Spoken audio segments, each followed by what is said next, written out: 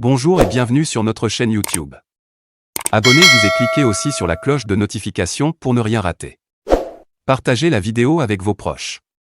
Tchad, voici enfin la vérité sur qui a tué Maréchal Idriss Déby Itno.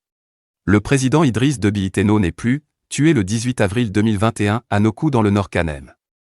Il s'était rendu auprès de ses troupes pour superviser les opérations militaires engagées contre la rébellion armée du FACT qui a déclenché les hostilités depuis le 11 du même mois. En effet, Idriss Déby accompagné de son aide Kankoudar et d'un officier de liaison français est arrivé à Nokou dans le Kanem le samedi 17 avril. Il s'installe à son QG situé à une cinquantaine de kilomètres de la ligne de front.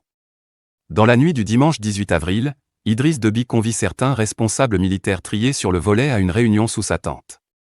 Juste à la fin de cette réunion, arrive un général, bien connu par les Tchadiens, qui était lui à un poste avancé protégeant le QG du maréchal. Aussitôt croisé, Idriss Déby lance à l'endroit de ce général, « Et rebelle, qu'est-ce que tu fais ici ?» Il faut comprendre que le terme « rebelle » ici n'a aucune relation avec l'ennemi d'en face, le FACT. Mais il traduit bien le ressentiment qu'a toujours Idriss Déby à l'égard de ce général qui, à l'instar de plusieurs autres officiers du clan, avait refusé de s'associer à l'attaque du domicile de Yahya Diop. La réponse du général traité de rebelle va mettre Idriss Déby hors de lui. Instantanément, Déby sort son pistolet et abat à bout portant ce général. Presque aussi instantanément une rafale retentit dans le groupe d'hommes qui encadre le président Déby. C'est le cousin du général abattu, Tchadananat et pour le moment son nom, qui vient de vider le chargeur de son FAMAS sur le président Déby.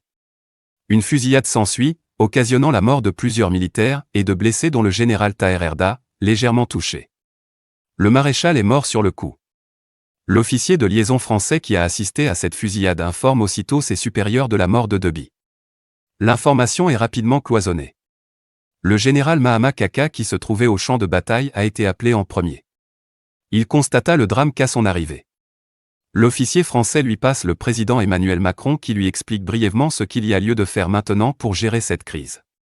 Puis c'est au tour du chef d'état-major général des armées, le général Abdelkerim Daoud d'être appelé sur le lieu du crime, mis au fait de ce qui s'est passé et de la décision de l'Élysée de placer le général Mahama Kaka à la tête du pays. Un hélicoptère arrive et transporte le corps sans vie du maréchal et les blessés graves à N'Djamena. Au front, l'armée continue la guerre, elle apprendra la nouvelle de la mort de son chef suprême comme tout le monde, c'est-à-dire le mardi 20 avril 2021.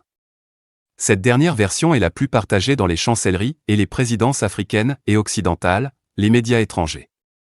Au Tchad, les partis politiques de l'opposition et les organisations de la société civile ont demandé à la France de clarifier les circonstances exactes de la mort du président Idriss Déby. L'Union africaine a annoncé la création d'une commission d'enquête sur la mort de Déby.